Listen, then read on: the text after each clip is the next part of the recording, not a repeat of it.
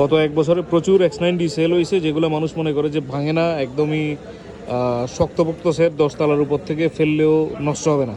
তো এই যে মার্কেটিং, তাদের এই মার্কেটিংয়ের কারণে এই ফোনটা প্রচুর সেল হয়েছে, আমরাও প্রচুর সেল করছি। কিন্তু আপনারা দেখেন এইটা দাম অনুযায়ী, যে 1499 যে ফোনটা রিলিজ হয়েছে, এটা দাম অনুযায়ী এটার স্পেক্স কিন্তু অত আহামরি কিছু না, বরং এর চেয়ে এই দামে 1500 রিঙ্গিতে আপনারা অন্যান্য আরও ভালো ফোন পাইতেন, কিনতে পারতেন। কিন্তু যারা কিনছে, একমাত্র কেন কিনছে, X90 এর ওয়াটার রেজিস্ট্যান্ট, ওয়াটার প্রুফ, এবং এটা শক্তপোক্ত ফোন, ভাঙবে না, এই জন্য আর কি। তো এই ফোনটা দেখেন, এই ফোনটা একটু পড়ে গেছে, পড়ার ফলে এই জায়গায় একটু দাগ দেখেন, একটু পরে এটা হয়তো কর্নার পড়ছে এভাবে, আর নিচে একটু দাগ আছে, নিচের এই পাশটাতে একটু দাগ আছে।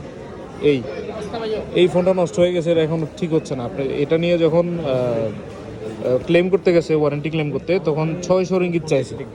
600 রিঙ্গিত চাইছে হলো এটা ঠিক করতে, কারণ এটা হিউম্যান ড্যামেজ, আপনি এটাতে ফালাই ভাঙছেন, এই জন্য কোনো ওয়ারেন্টি ক্লেম হয় নাই।